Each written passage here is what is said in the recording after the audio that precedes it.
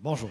Donc, on me dit que ce merveilleux ordinateur qu'on vient de nous apporter est un diesel, et donc ça prend un peu de temps pour le faire chauffer. Pendant ce temps-là, je vais en profiter pour présenter notre intervenant d'aujourd'hui. Comme vous le savez, j'essaye d'alterner 2 heures de cours et 2 heures de séminaire. Donc aujourd'hui, nous commençons le premier séminaire. Et notre intervenant d'aujourd'hui est le professeur Andrew Wilson de l'université d'Oxford. Et je dois dire d'emblée que s'il est mon premier invité dans ce séminaire consacré aux techniques et à leur impact sur l'économie de la Méditerranée antique, c'est parce que j'ai voulu, ce faisant, marquer un symbole. Le symbole d'une coopération intellectuelle et matérielle que je souhaite engager avec plusieurs collègues européens sur les thématiques liées à la chaire que j'occupe. C'est pourquoi j'ai voulu, dès la première année, donner une partie des cours dans des universités européennes, et notamment à Oxford, d'où je suis revenu hier. Ce n'est qu'en travaillant ensemble, en confrontant amicalement nos approches, forcément différentes, du fait de nos formations qui elles-mêmes sont diverses, et aussi de nos expériences variées, que nous pourrons faire progresser la connaissance et par-delà, et c'est ce qui me paraît le plus important, faire progresser aussi l'Europe de la recherche, c'est-à-dire une intégration toujours plus poussée de nos études, des chantiers de fouilles co-organisés sur des problématiques décidées ensemble, des échanges d'étudiants en thèse, prolongeant la belle aventure des étudiants qui font une partie de leurs études dans d'autres pays de la communauté grâce au réseau Erasmus. À ce titre, accueillir aujourd'hui le professeur Andrew Wilson est donc pleinement profitable car nos recherches se complètent et nous avons beaucoup à apprendre de sa largeur de vue, servie par une connaissance approfondie des sites archéologiques et des sources écrites, textes, inscriptions et papyrus. Andrew Wilson est le professeur d'archéologie of the Roman Empire de l'université d'Oxford et il est rattaché au collège de All Souls, dont le fonctionnement en fait est assez proche du Collège de France et en fait un partenaire presque idéal. Le professeur Wilson a été membre de la British School at Rome, où il a, après avoir passé sa thèse de doctorat, et puis il a exercé les fonctions de fellow et de lecturer en archéologie romaine dans plusieurs collèges de l'université d'Oxford, avant d'être nommé professeur à All Souls en 2004. Il est très attentif à ses étudiants et il dirige ou il a dirigé plus d'une vingtaine de thèses de doctorat qui portent principalement sur l'économie de l'Empire romain. C'est d'ailleurs un éminent spécialiste de cette question.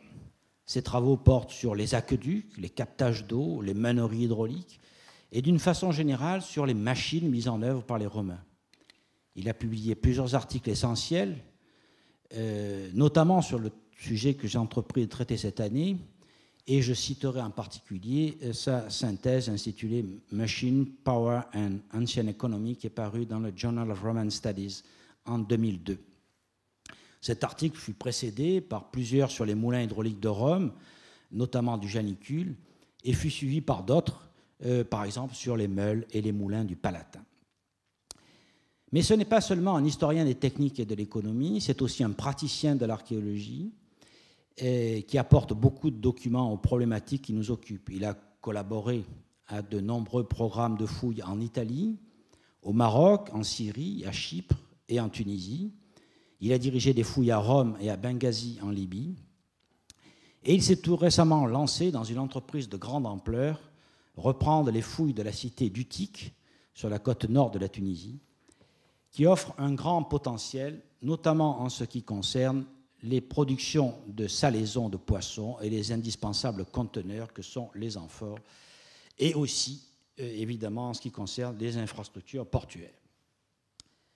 Enfin, dans le cadre de son enseignement, il co-dirige avec Alan K. Bauman un programme de recherche intitulé OXREP, c'est-à-dire Oxford Roman Economic Project, qui ambitionne d'embrasser la totalité des secteurs économiques, de l'agriculture à la consommation finale des produits alimentaires et manufacturés, en passant par l'industrie minière, la fabrication des matériaux de construction, le commerce, etc.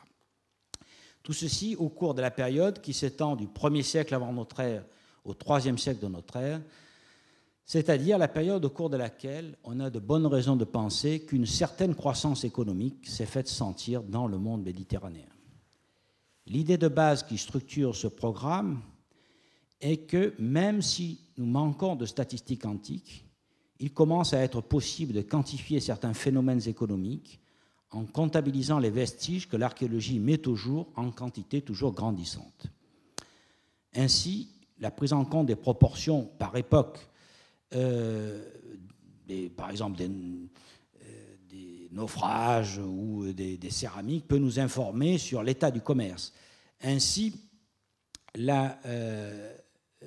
on peut étudier la diffusion de tel ou tel produit alimentaire ou de telle ou telle sorte de conteneurs et déterminer leur diffusion et les évolutions régionales. Le programme OXREP a d'ores et déjà publié un grand nombre d'articles et 2 volumes, dont l'un est particulièrement en phase avec la philosophie générale, puisqu'il s'intitule « Quantifying the Roman Economy, Method and Problems », publié par Oxford University Press en 2009. Parmi les facteurs de la croissance des premiers siècles de notre ère, dont on essaye ainsi de mesurer les effets, il y a bien entendu une amélioration des rendements agricoles. C'est pourquoi j'ai demandé au professeur Wilson de venir à Paris pour traiter de la question très importante pour l'agriculture que sont les machines élévatrices d'eau. Très importante car dans les pays méditerranéens, où les pluies sont rares et irrégulières, passant de pluies torrentielles à des saisons de sécheresse totale, toute augmentation de la production agricole et des rendements passe par l'irrigation des champs. La technologie à mettre en œuvre pour compenser les irrégularités des conditions environnementales n'est pas bien connue par les textes antiques qui nous sont parvenus, comme d'une façon générale pour toutes les applications techniques. Il faut donc s'appuyer surtout sur l'archéologie pour tenter de les comprendre dans un premier temps, et puis ensuite d'en mesurer leur diffusion et leur impact sur l'économie. Nul mieux qu'Andrew Wilson pouvait présenter l'état des recherches sur ce sujet, car en effet, il a non seulement écrit en 1997 une thèse de doctorat remarquée sur Water Management and Usage in the Roman North Africa, a Social and Technological Study, mais encore, il n'a cessé de travailler sur cette question, principalement en Tunisie et en Libye. Écoutons donc le professeur Wilson en le remerciant d'avoir fait l'effort de présenter son propos en français, puis nous essaierons de faire le point sur quelques découvertes récentes en Gaule et de dégager les grandes lignes de recherche qu'il faudrait suivre pour répondre aux questions pendantes. Mon cher collègue, la parole est à vous. Merci. Mesdames, Messieurs, c'est un grand plaisir et un plus grand honneur d'être invité à donner cette conférence au Collège de France. Et je remercie vivement Jean-Pierre Brun et le Collège de France pour cette invitation. Je m'excuse en avance pour la violence que je vais faire à la belle langue française avec mon accent trop britannique. Mais j'espère que je serai compréhensible. Je voudrais donner un bilan sur les machines élévatrices de l'eau dans le cadre de leur impact sur la vie économique du monde antique. Les recherches récentes, par exemple les études en cours de l'Oxford Roman Economy Project pour la compilation d'un ensemble de séries chronologiques d'indicateurs de performance économique pour le monde romain, ainsi que les études par des autres tels que Wim Jongman et François de Calataï, suggèrent qu'il y avait à la fois croissance démographique dans l'Empire romain et augmentation de la production per capita et du niveau de vie, peut-être à partir de l'époque augustéenne et jusqu'au milieu du IIe siècle après Jésus-Christ. Si ces indicateurs sont à considérer comme valides, alors nous devons de quelque façon expliquer comment le monde romain était apparemment capable d'échapper au contrôle malthusien pour une période peut-être de 2 siècles, avec croissance démographique et croissance per capita en parallèle. La réponse se trouve peut-être dans la façon dont la théorie de la croissance économique suppose que l'un des principaux facteurs contribuant, la terre, et par extension l'intensité et la manière de l'utilisation des terres, est essentiellement fixe et invariable. Bien que cela puisse être vrai pour l'Europe médiévale après environ l'an 1100 après Jésus-Christ, qui fournit pour la plupart des historiens de l'économie à long terme la première partie des ensembles de données qu'ils mettent à contribution, ce n'est clairement pas le cas pour le monde classique, et surtout pour la période de 200 avant Jésus-Christ à 150 après. Cette période a vu la colonisation intensive et l'expansion de la population, en particulier dans les zones d'Afrique du Nord et d'Europe occidentale qui ont été surpeuplées et non exploitées de façon intensive. En Afrique du Nord, à l'exception du littoral punique, la plupart des sociétés étaient des pasteurs transhumants ou semi-nomades jusqu'à l'adoption de l'agriculture par les royaumes numides au IIe siècle avant Jésus-Christ, puis au développement intensif de l'agriculture sous la colonisation romaine. Des avances importantes dans les technologies d'irrigation ont ouvert la porte à la cultivation de grandes étendues de terre. Lors du passage initial du pastoralisme à l'agriculture, il devient possible de voir comment la population et le revenu par tête pourraient augmenter en même temps.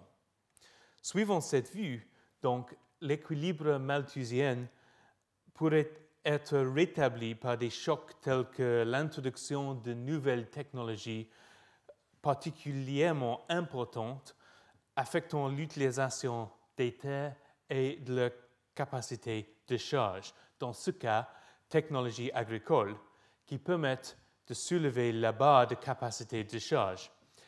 L'expansion de la population et la croissance par habitant peuvent alors se produire ensemble jusqu'à ce que la nouvelle limite soit approchée. Dans un sens, la révolution industrielle a été un autre choc majeur de ce type. Le premier d'une succession de grands chocs technologiques modernes qui ont jusqu'à présent maintenu la barre hors de la portée de l'expansion des économies modernes. Les décalages dans le temps dans le système malthusien pourraient donc permettre à des périodes de croissance simultanée de la population et du revenu par tête à la suite de ces chocs technologiques.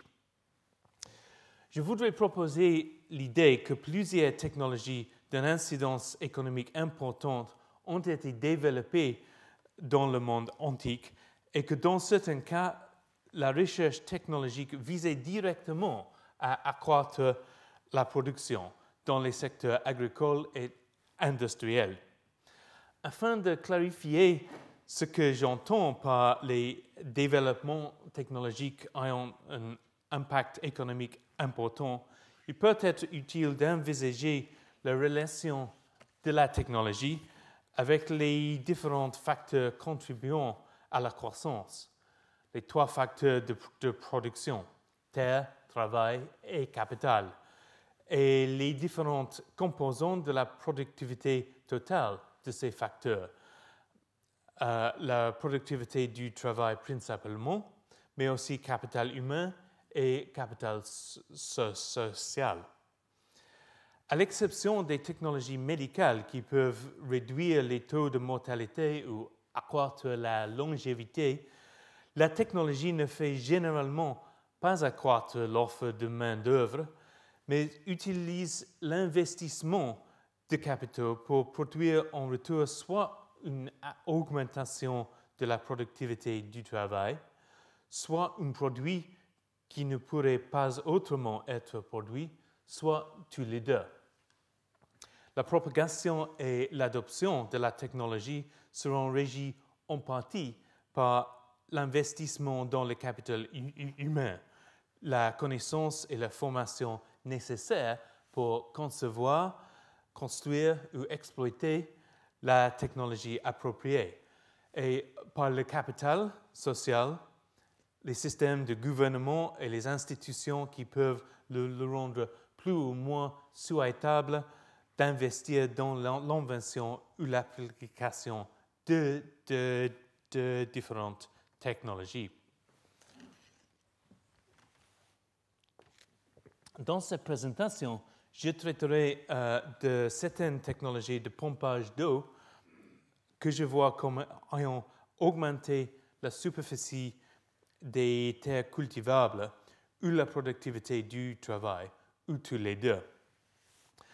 La terre ne semble pas généralement être considérée comme un facteur de la croissance économique, car la théorie moderne de la croissance semble considérer la quantité de terre comme fixe. Ce vue doit être nuancé pour le monde antique. Dans le cadre d'expansion des empires, comme le cas de Rome à la fin de la République et dans la période augustéenne, la quantité des terres sous le contrôle d'une entité politique va augmenter. Pour l'Empire romain après Auguste, cependant, les ajouts de terres par la conquête étaient relativement rares. Cependant, nous pouvons identifier plusieurs avancées technologiques dans le monde antique qui ont augmenté la disponibilité des terres cultivables ou utilisables à travers le développement des paysages agricoles grâce à l'irrigation, le drainage et les régimes de bonification des terres. Dans ce sens, la technologie peut être considérée comme ayant l'impact important sur la disponibilité du facteur terre. L'irrigation était indispensable à l'agriculture dans une grande partie de la Méditerranée ancienne. Elle pouvait prendre la forme de systèmes d'irrigation à canaux provenant de sources ou de cours d'eau, la Lex Rivi Iberiensis, un règlement d'Adrienne régissant l'utilisation d'un grand canal d'irrigation dans le nord de la vallée d'Ebre, près de Saragosse, en Espagne, est un exemple frappant de l'ampleur et de la complexité de ces systèmes. Si le canal de la Lex est celui connu par les restes archéologiques en amont de la vallée d'Ebre, l'ensemble du système doit avoir été plus de 100 km de long. Si ce n'est pas identique, au milieu de la vallée de l'Ebre, il y avait au moins deux systèmes, chacun plus de 20 ou de 30 km de long. D'autres systèmes à très grande échelle sont connus en Afrique du Nord, par exemple à Lamazba, ainsi que de nombreux petits et moyens systèmes en Algérie et en Tunisie, et aussi en Syrie. La plupart de ces systèmes utilisent des technologies qui n'étaient pas nouvelles à l'époque de leur construction, mais ce qui semble être nouveau à l'époque romaine est l'échelle de leur application en dehors de la Mésopotamie et de l'Égypte, notamment en Syrie, en Afrique du Nord et en Espagne. Et aussi l'utilisation des barrages. Les canaux et les barrages pour l'irrigation ont permis la culture intensive des régions les plus arides dans les zones du pourtour méditerranéen. Dans certaines zones extrêmement arides, la collection des eaux de ruissellement, les cultures de terrasses et les murs barrages à travers les oueds ont permis la culture de terre qui autrement n'aurait pas du tout pu être cultivé. Dans les systèmes d'irrigation décrits jusqu'ici, tout dépend de l'écoulement par gravité.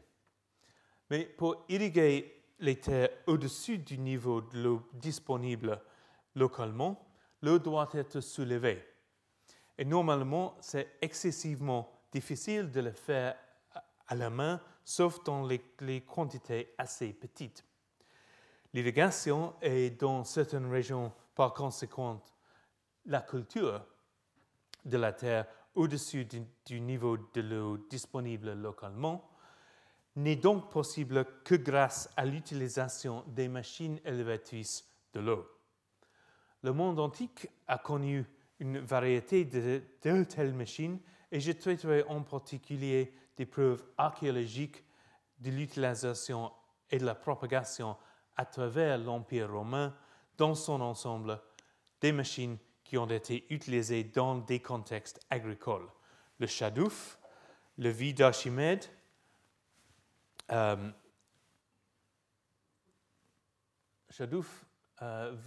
vie d'Archimède, le roue élévatrice ou noria actionnée par le courant, le roue élévatrice ou sakia actionnée par un animal et la pompe. Entre 260 et 240 avant Jésus-Christ, il semble qu'il y a à Alexandrie une vague d'invention de machines élévatrices d'eau.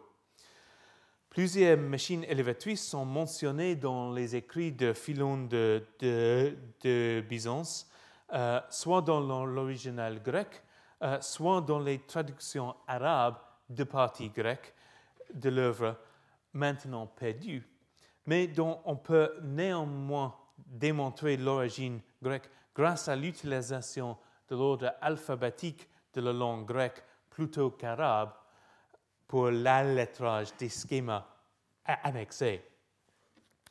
Le milieu du IIIe siècle avant Jésus-Christ, quand beaucoup de ces dispositifs ont été inventés, est une période où les papyrus montrent un effort fait par les souverains de l'Égypte ptoléméique pour accroître les rendements agricoles et où l'archéologie montre l'expansion de l'agriculture dans le Fayoum, irriguée par l'eau élevée des canaux pour arroser les champs adjacents. Ces nouveaux dispositifs de pompage d'eau, la vie d'Archimède, la noria et la sakia, étaient le résultat du parrainage royal de la recherche technologique visant à accroître la production, ce qui nous oblige à considérer les accomplissements du musée d'Alexandrie comme beaucoup plus qu'un jeu de recherche académique purement abstraite.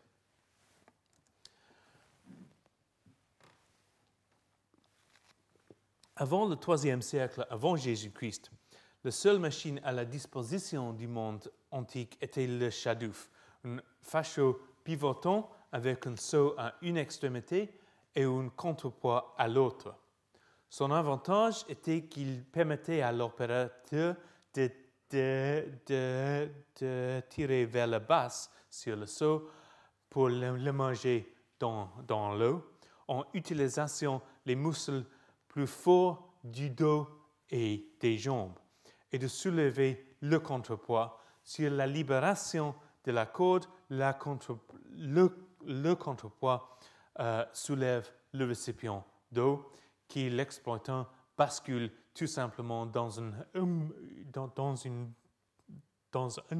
bassin de réception ou dans un canal. Il s'agissait d'une machine relativement simple avec un soulèvement faible et un débit assez faible.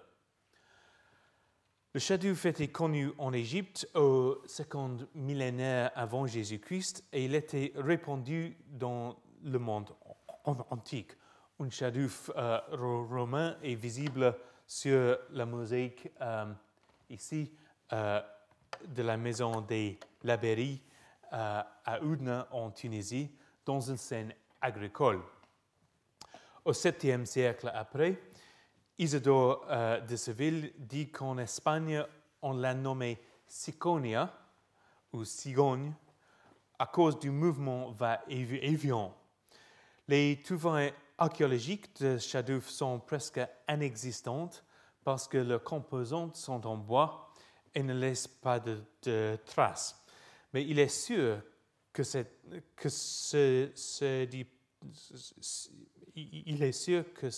dispositif était très répandu parce qu'il ne coûtait pas cher et il était très répandu dans l'Europe médiévale et moderne et reste encore visible aujourd'hui, par exemple, en Afrique et en Roumanie. Les nouveaux dispositifs hellénistiques comprennent la noria, une roue élévatrice actionnée par le courant d'un fleuve ou d'une rivière, avec des compartiments sur la jante qui sont remplis quand ils sont plongés sous l'eau et vidés près du sommet du cycle dans un bassin de collecte. Un soulèvement important et un gros débit pour être réalisé, un peu moins que le diamètre de la roue, qui pouvait être de plusieurs mètres, comme on voit dans les norias médiévales et modernes à Hama, en Syrie.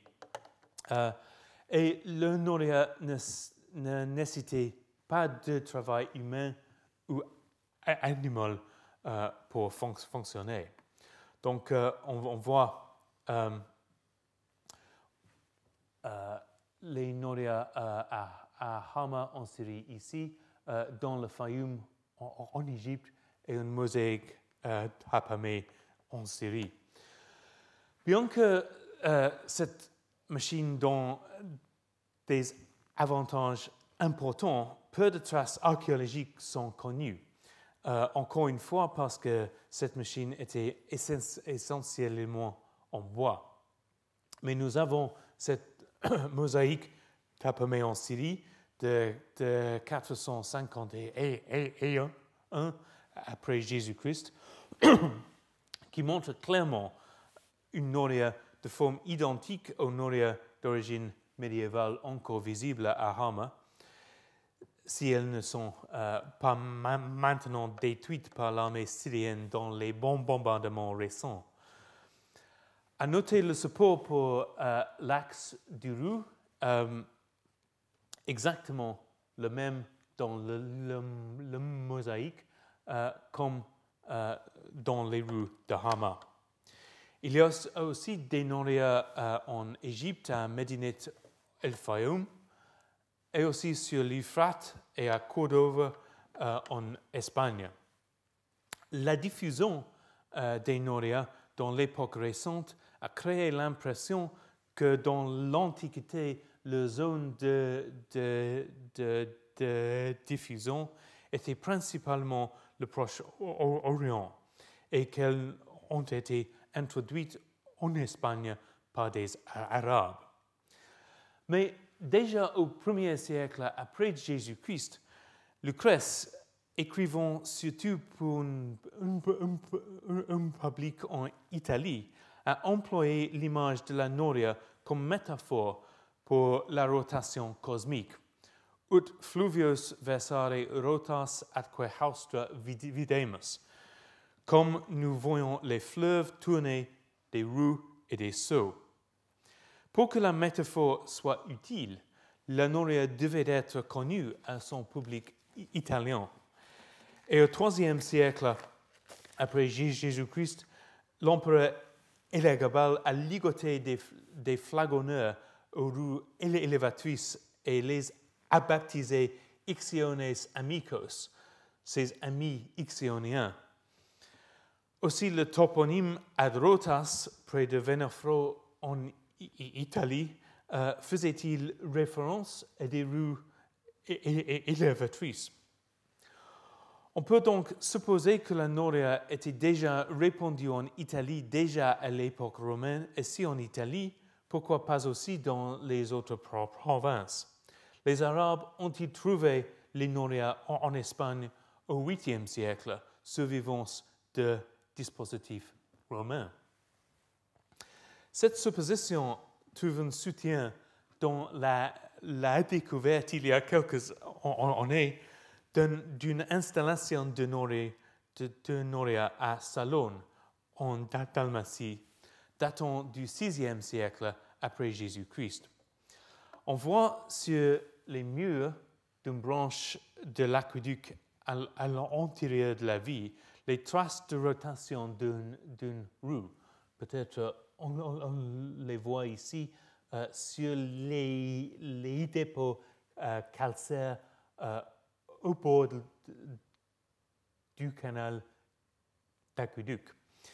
Donc, on voit les traces de rotation d'une rue, ainsi que le support pour l'axe, ici. Et à côté du canal, un sarcophage réutilisé comme récipient. Dans ce bassin, l'eau a été conduite sous pression par des tuyaux en terre cuite jusqu'à une fontaine jaillissant dans le cour d'une grande maison, probablement le palais épiscopal. Donc, cette découverte confirme l'emploi de la Noria, une rue actionnée par le courant ici d'un aqueduc, dans la Méditerranée centrale, dans l'Antiquité tardive. Le Sakia est une rue actionnée par un animal, dromadaire ou âne, avec des compartiments en bois sur la jante ou plus tard déjà attachés au bord, alimentés par un engrenage placé à angle droit par rapport à un animal qui marchait en cercle autour d'une rue d'entraînement. Ce dispositif permettait un soulèvement un peu inférieur au diamètre de la rue et les roues étaient plus petites que les Noria. Donc un soulèvement de peut-être 2 mètres seulement. Mais une version de cette machine qui atteignait un plus haut soulèvement utilisait une chaîne à godet ou un chapelet de peau, mais le mode d'actionnement peut être le même ou alternativement par des hommes dans une rue à tympan ou treadwheel. À la différence du Shadouf et de la Noria, nous avons beaucoup plus de vestiges archéologiques de Sakia, notamment des installations sur des puits, et aussi des genres de Sakia très caractéristiques qui apparaissaient dans les versions plus tardives de cette machine. D'abord, le Sakia avait des bois ou des compartiments en bois fixés directement sur la jante de la rue, comme représenté dans cette fresque d'un tombeau à Wadian, près d'Alexandrie, en Égypte, du 1er siècle avant ou 1er siècle après Jésus-Christ.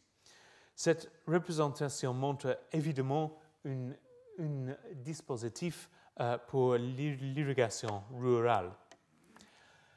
À l'acropole de Cosa, en Italie, au IIe siècle avant Jésus-Christ, les thermes ont employé un chapelet de seaux en bois pour soulever de l'eau d'une citerne pour les bassins des thermes. La rue était actionnée peut-être par des hommes dans une rue à tympan, et il y a d'autres exemples précoces, peut-être actionnés aussi par une rue à tympan, au terme d'Herculaneum et Pompéi, où on connaît 4 exemplaires du 2e ou 1er siècle avant Jésus-Christ. Et normalement, dans les contextes urbains, on trouve l'actionnement par tympan parce qu'il fallait moins d'espace. Dans les contextes ruraux, on préfère normalement utiliser les animaux pour une sakya. Au 1er siècle avant Jésus-Christ, il y avait près du port de Kosa une sakya qui élevait de l'eau d'une source au bord de la mer en lançant 16 mètres pour alimenter une villa ou une fabrique d'amphores. On a trouvé les fragments des cordes et des seaux en bois. Bien que cette machine n'ait pas servi à l'irrigation, elle démontre la présence de cette technologie en Italie dans le 1er siècle avant Jésus-Christ. À Londres, 2 grands puits carrés ont été fouillés à Gresham Street, dans lesquels on a trouvé les restes de machines élévatrices pour les termes publics de Cheapside. L'une fut construite juste après la révolte de Boudica, autour de l'an 63, et était encore en fonction 10 ans avant que le puits fût rempli de remblai. L'autre a été construit au 2e siècle après Jésus-Christ avec des boîtes jointées par des liens coudés à fer.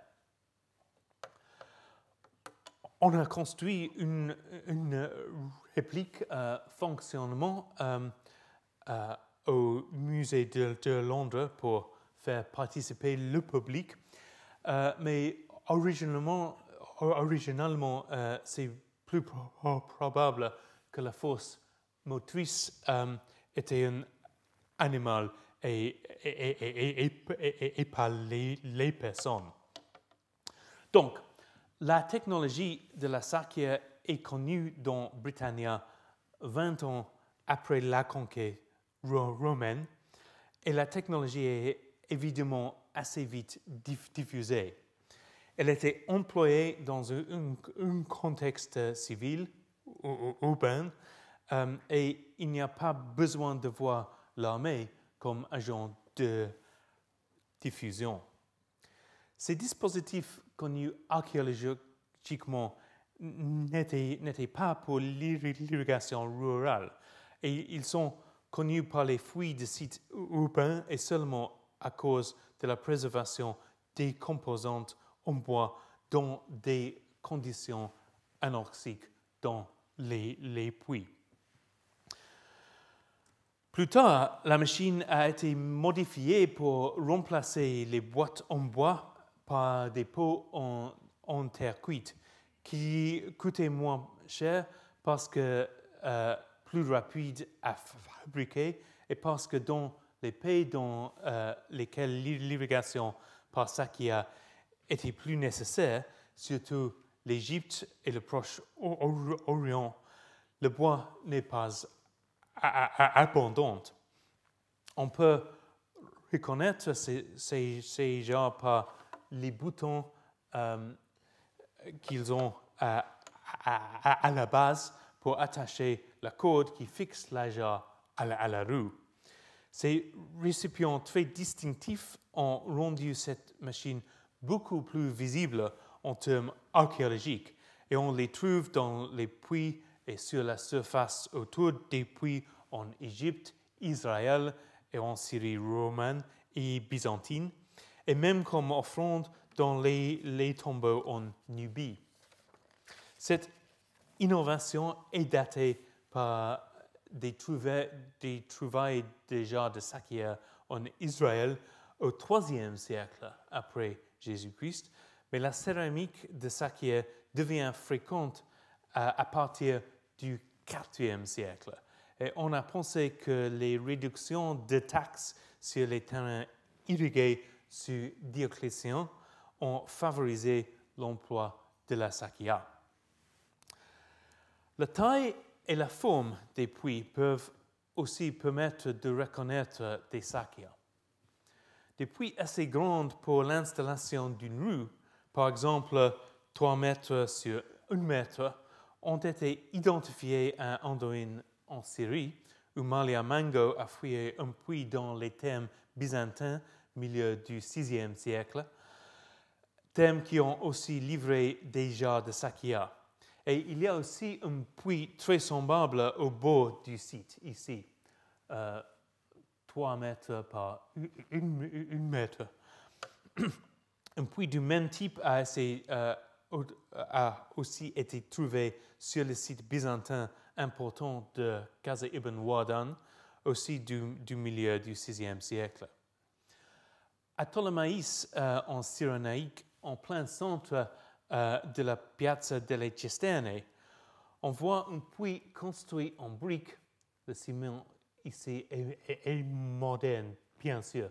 On voit un puits construit en briques, maintenant 11 mètres de profondeur jusqu'au remplissage moderne et 3 mètres sur 1 mètre en plan. Lui aussi, évidemment, pour une machine comportant une chaîne acgodée. Aucun de ces 4 puits ne servait à l'irrigation, mais il est sûr qu'ils ont fonctionné avec une chaîne acgodée ou déjà, comme un Sakya. Ils sont connus parce qu'on a étudié les grands sites urbains et monumentaux et pas les petits sites ruraux. Aussi en Gaule, on connaît un grand puits, 4 mètres 40 par presque 3 mètres et 16 mètres de profondeur dans les thèmes de bassin datant de la deuxième moitié du IIe siècle après. Et les fouilleurs ont trouvé des éléments d'engrenage d'une roue à chaîne acgodée. Mais on a les preuves de l'utilisation de la Sakya pour l'irrigation dans une zone où des paysages ruraux sont mieux étudiés, la Gaule, bien sûr. À la ville de Carréron et Pesquier, 7 km à l'ouest de Nîmes, un puits ovale 3 mètres 80 par 1 mètre et demi aux œuvres et profonde de 5 mètres 40, alimentait une série de caniveaux avec des vannes pour régler la distribution de l'eau vers les jardins d'une villa du 1er siècle après Jésus-Christ. Et l'un des aqueducs souterrains de Carthage, celui de la Sucre, dans la plaine d'Ariana à l'ouest de Carthage, collectait et transportait les eaux souterraines. Il était équipé avec des puits de grande taille, encore 3 mètres par 1 mètre, à intervalles réguliers le long du canal. Ces puits sont beaucoup plus importants que les puits d'accès normaux sur des aqueducs romains. Et l'explication la plus probable est que des machines élévatrices d'eau ont été installées sur les puits pour élever l'eau de l'aqueduc pour irriguer les cultures intensives dans les zones des terres centuriées au nord-ouest de Carthage. La taille, la forme et la chronologie des puits suggèrent l'utilisation des chaînes acgodées actionnées par une Sakya à traction animale. Au début du XXe siècle, les colons français ont installé des pompes à vent au-dessus de ces puits et les ont utilisés une fois de plus pour l'irrigation. Les restes archéologiques, tout en n'étant pas étroitement datables, mais certainement de la période romaine, confirment les propos de Tertullien concernant l'utilisation de la Sakya en Afrique du Nord à l'époque romaine. Dans De Anima, il parle de l'absurdité du concept de réincarnation en tant qu'animaux, invitant son public à s'imaginer réincarnés comme des mulets et des ânes actionnant les roues élévatrices d'eau, aquilegas rotas. Auparavant, on pensait que les Sakya étaient une invention tardive. De nouvelles découvertes en Israël indiquent qu'on utilisait des pots de Sakya déjà au IIIe siècle après Jésus-Christ. Mais le pic dans les preuves archéologiques du IVe siècle, ici, soutient le point de vue établi qu'il devient populaire en raison de l'allègement fiscal de Dioclétien sur les terres irriguées, une initiative de l'État. Mais qu'est-ce que cela nous apprend sur l'utilisation antérieure de l'appareil? La question de la visibilité archéologique signifie que la contraste entre le IIIe et le IVe siècle pourrait être due en grande partie à la modification de l'appareil afin d'utiliser les jarres plutôt que des seaux en bois à la fin du IIIe siècle. Cette modification aurait rendu la machine plus abordable, favorisant ainsi son utilisation. Il augmente aussi fortement les chances que les traces de la machine soient reconnues archéologiquement. La preuve combinée des papyrus, des puits rectangulaires et les éléments de seaux en bois de Cosa et de Londres suggère que la machine était commune et répandue à l'ouest comme à l'est, bien avant le IVe siècle. La vie d'Archimède, apparemment inventée par Archimède au IIIe siècle avant Jésus-Christ, utilise une vie tournant dans un cylindre incliné pour soulever des blocs d'eau au moyen d'un tube incliné. Ce dispositif réalise une décharge rapide, mais un soulèvement relativement faible, de l'ordre d'1 mètre. Les exemples de vie d'Archimède découverts par des archéologues sont trouvés dans des mines pour le drainage des galeries souterraines et sont conservés seulement dans les contextes humides et peu accessibles. En revanche, aucun exemple d'installation de vie d'Archimède pour l'irrigation n'est connu par des découvertes archéologiques, encore une fois, parce que les travaux archéologiques portent surtout sur des contextes urbains. La vie d'Archimède est connue seulement par des mentions littéraires et des représentations artistiques. Mais dans l'art romain, la vie d'Archimède est emblématique du paysage rural égyptien. C'est donc surprenant de trouver la vie d'Archimède nommée dans une seule papyrus, un compte d'Arsinoé de l'an 117. Probablement dans d'autres papyrus, la vie se cache derrière un autre nom, peut-être Organon ou même Mécané.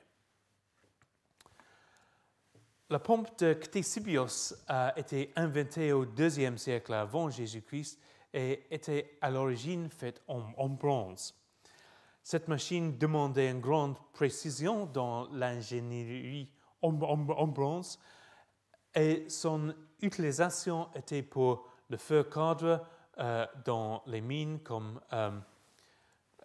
ici de Sotiel-Coronada, pour la lutte contre l'incendie et pour pulvériser de l'eau parfumée sur les foules dans le cirque et l'amphithéâtre. On peut imaginer que l'exemple trouvé dans le sous-sol de l'amphithéâtre de Trèves était employé pour cette fonction. Comme le Sakya, la pompe de Ctésibios a subi une modification, notamment le remplacement des éléments en bronze avec du bois. Cette modification a baissé le coût de la machine et a encouragé son emploi, surtout en Allemagne et en Grande-Bretagne, d'où vient la plupart des trouvailles. Elle avait une variété de l'utilisation, principalement domestique, dans les villas ou maisons urbaines, mais aussi l'arrosage des jardins et l'irrigation à petite échelle. Ce graphique montre l'utilisation des pompes connues par les découvertes archéologiques. On voit les pompes en bois, en bleu, et les pompes en bronze, en rose ou rouge. On voit que l'utilisation de la pompe s'accroît du 1er siècle avant jusqu'au 3e après Jésus-Christ.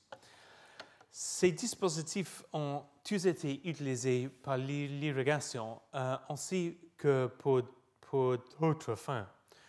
Mais je mentionne brièvement quelques autres dispositifs de pompage d'eau qui ne semblent pas avoir été utilisés pour l'irrigation. Les roues à tympan étaient utilisées pour le pompage des mines souterraines, des salines et des bateaux d'eau en construisant des ports. Le pompe à chapelet, inventé peut-être au IIe siècle avant Jésus-Christ, permettait le pompage de la cale des bateaux et permettait la construction de navires plus grands. On connaît 46 épaves avec des éléments de pompe de cale entre la fin du IIe siècle avant Jésus-Christ et le 7e siècle après. Mais la plupart sont connus des épaves du 1er siècle avant et après. Donc, ce camembert réunit les données de sources archéologiques et littéraires et s'appuie sur l'étude fondamentale de John Olson sur les machines élévatrices grecques et romaines, publiée en 1984, à laquelle d'un grand nombre de nouvelles découvertes archéologiques postérieures à 1984 a été ajouté et les cas douteux éliminés. De nombreux types d'appareils de pompage d'eau étaient en usage dans les provinces méditerranéennes de l'Empire et pas seulement dans l'Est. Et l'adoption de ces technologies a été rapide et a eu lieu bien avant la fin de la période antique, comme on le suppose communément. Les principales catégories sont les travaux de drainage des mines, ici, pompes de cale sur les navires, ici, et les machines d'irrigation, les sakias principalement. Mais la très grande majorité des fonctions sont donc productives en termes économiques. Si on trace une graphique chronologique des références littéraires à des dispositifs d'élévation d'eau et on le compare à une graphique chronologique des vestiges archéologiques, les résultats montrent une nette différence entre les deux catégories de sources, indiquant que chaque catégorie de source a ses problèmes, mais que la comparaison peut être révélatrice de la nature de ces ensembles de données. Donc on voit l'évidence des sources littéraires en bleu, des sources archéologiques en rouge et des papyrus en jaune. Les sources littéraires les plus courantes à l'époque hellénistique et au début de la période romaine ne fournissent pas un guide fiable pour la chronologie de la diffusion et de la simulation des machines élévatrice.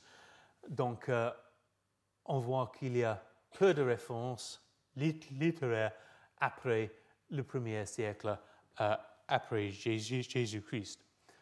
Mais la plupart des références des papyrus sont plus tardives. Dans les papyrus, les machines d'irrigation constituent l'écrasante majorité des attestations de pompage d'eau, alors que les machines d'irrigation sont rarement tracées archéologiquement.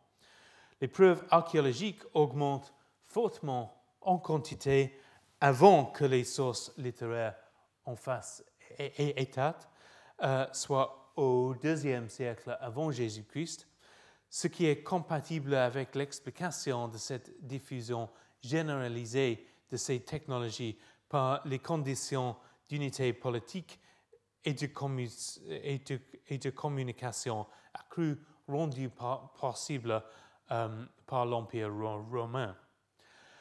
La quantité des sources archéologiques diminue considérablement après le 5e siècle après.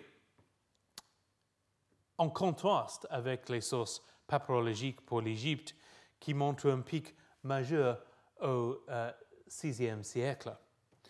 Les papyrus du 5e et du 6e siècle contiennent proportionnellement plus de références à l'élévation d'eau qu'auparavant, peut-être pour des raisons liées à la nature des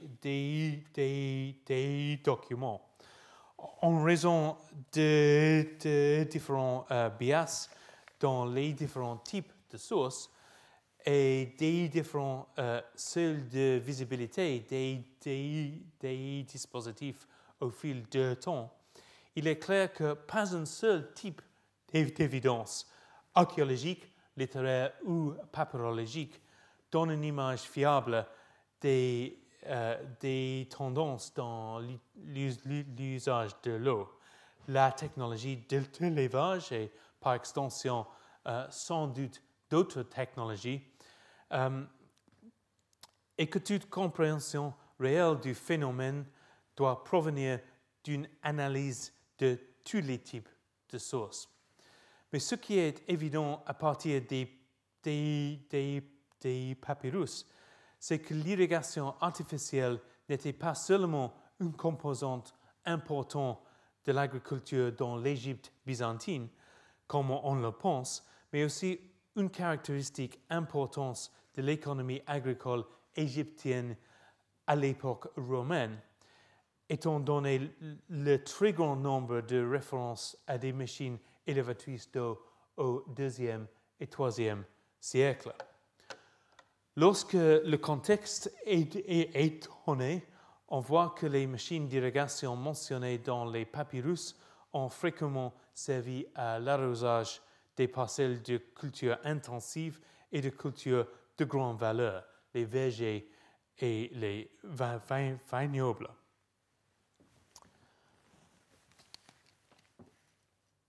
Deux choses méritent d'être soulignées.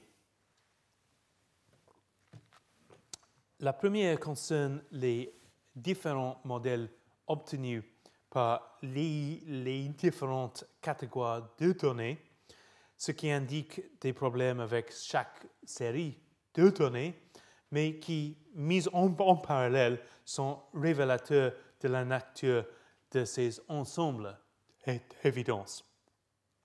La seconde est que les découvertes archéologiques viennent de partout de l'Empire romain. Les machines de type Sakia ne se limitent pas à l'Égypte, mais sont également représentées par les jarres de Sakia d'Israël et par les chaînes agodées en bois de Cosa en Italie et par moins de 4 appareils du 1er et 2e siècle de notre ère trouvés à Londres. Les dispositifs de Cosa et de Londres n'étaient certainement pas pour l'irrigation, mais ils illustrent la propagation et la rapidité de l'absorption technologique. La première des machines à Londres était en place seulement 20 ans après l'invasion de la Grande-Bretagne par l'empereur Claude. Comme ce qui concerne les dispositifs d'irrigation, j'ai expliqué qu'il existe des raisons fortes pour penser que la sakia était utilisée en Afrique du Nord et probablement la nourrir dans la péninsule ibérique à l'époque romaine. Bien que ces machines soient généralement considérées comme une introduction islamique à la Méditerranée occidentale, en particulier dans la péninsule ibérique, cela semble intenable au vu des preuves de leur utilisation déjà ancienne.